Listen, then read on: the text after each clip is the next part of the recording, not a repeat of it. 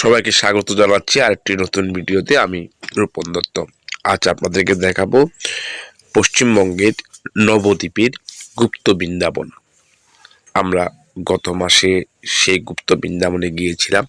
প্রথমে আপনাকে গুপ্ত বৃন্দাবন দেখতে হলে এখান থেকে 10 টাকার বিনিময়ে টিকিট কিনতে হবে। টিকিট কিনে লাইন ধরেই কিন্তু এই যে রাস্তাটা দেখছেন সেই রাস্তাটা দিয়ে আস্তে আস্তে আপনাকে সেই গুপ্ত বৃন্দাবনে ঢুকতে হবে। তার আগে দেখুন এখানে গুপ্ত বৃন্দাবন আসলে দেখার জন্য অসংখ্য দর্শনার্থী কিন্তু এসেছে। এখানে আজকে হরিনাম সংকীর্তন চলছে। তো আমাদের সৌভাগ্য হয়েছিল, আমরা 10 টাকা দিয়ে টিকিট কেটে আমরা সেই গুপ্ত বৃন্দাবনটি দেখার জন্য আজকে যাচ্ছি। নবদ্বীপে এর আগে অনেকবার গিয়েছি, এই গুপ্ত বৃন্দাবনেও কিন্তু অসংখ্যবার এসেছি।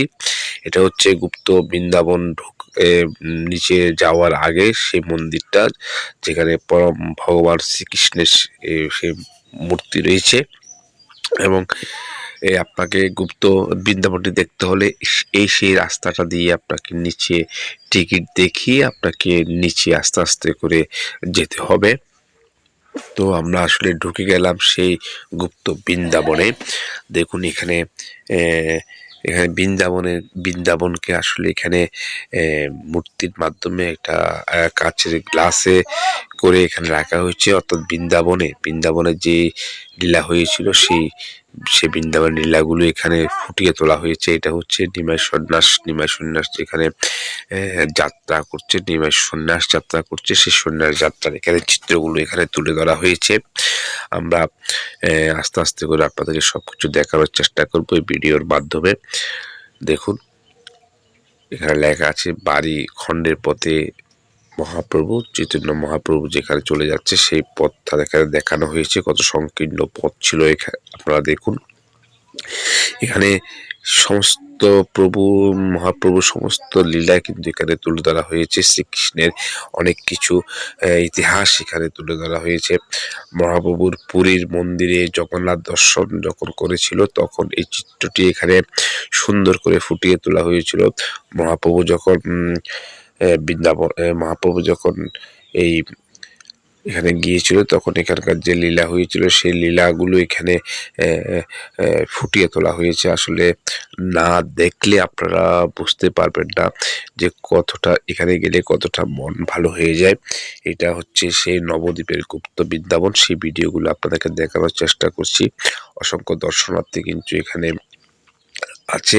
তো আমরাও ঘুরে ঘুরে দেখার চেষ্টা করছি এবং আপনাদেরকেও দেখানোর চেষ্টা করছি। এটা হচ্ছে ভগবান শ্রীকৃষ্ণের লীলা।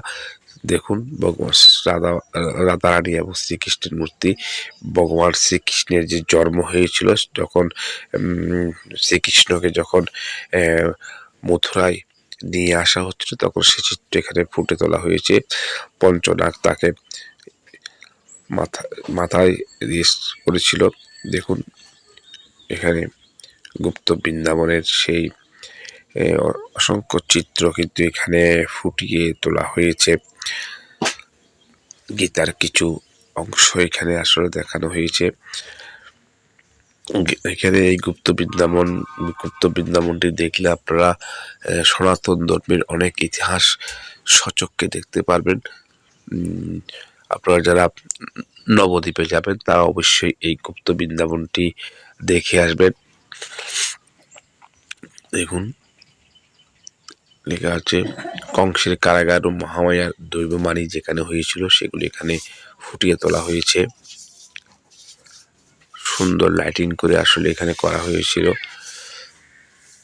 খুব সুন্দর করে এখানে লাইটিং করে কাচের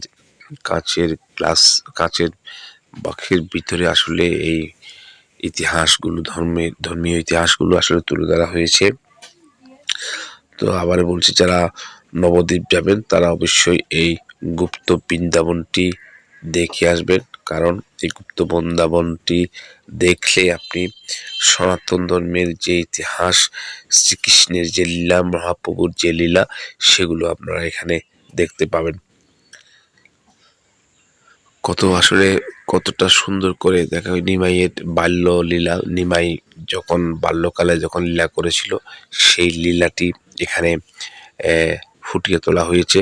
আপনারা দেখতে পারবেন নিমাই ছোটবেলায় যে লীলা করেছিল, দেখুন সেই চিত্রগুলো আপনারা এখানে দেখবেন নিমাই কর্তৃক এখানে। তো আমি আসলে যেহেতু একটু অসুস্থ, তাই সব কিছু ভালো মতো করতে, ভিডিও করতে কষ্ট হচ্ছে। ততটুকু পারলাম এই গুপ্ত বৃন্দাবনটি আপনাদেরকে দেখানোর চেষ্টা করছি। আশা করছি আপনাদের ভালো লাগবে, এবং যারা নবদ্বীপ যাবেন তারা অবশ্যই এটি দেখার চেষ্টা করবেন এবং অবশ্যই দেখবেন। সবাই ভালো থাকবেন, সুস্থ থাকবেন।